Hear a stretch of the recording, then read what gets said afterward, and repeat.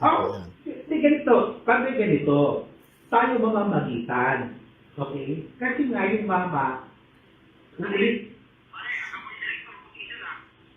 ha?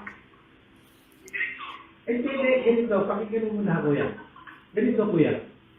Nung pumutok yan, nagkausap kami. Sabi ko, kuya, matalimugot yan. Nag-aaway ang Duterte at Marcos. Okay? Huwag kang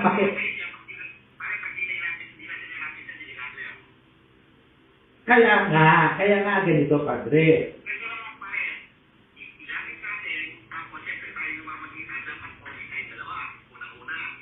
Hindi,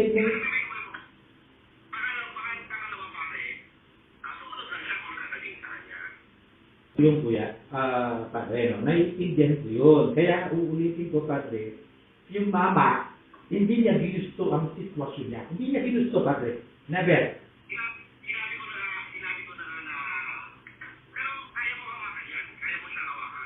Kaya kong iparating yung mensahe. Pero yung sariling desisyon. Kaya nga. Ibig sabihin, padre, may hindi, padre, marunong tayong mawak ng informasyon. Ang sinasabi ko, padre, kung ano magiging desisyon niya, sa kanya yun, padre, di ba? Kasi kabubuti niya yun. Eh, siyempre ako, itutulay ko. Hindi ko papanggitin kung sino yung gustong mga pangalan na sinasabi mo. Wala akong papanggitin. Ang sinasabi ko, yung solusyon, remedyo, or what, siya magdidesisyon sa sarili niya. Padre, di ba?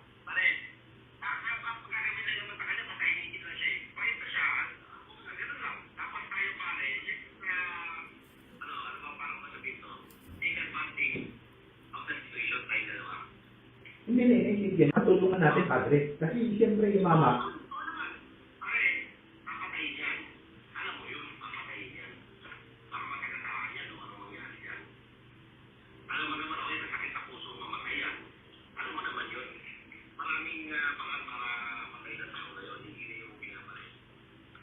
sige, padre. Ganun na muna. Para nasa Cavite ka.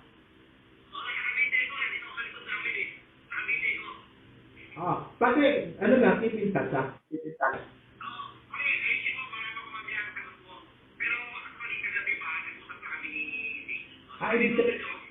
Ibig sabihin, para kilala ko lang. Ibig sabihin na tumawag si Lam pala, kay James.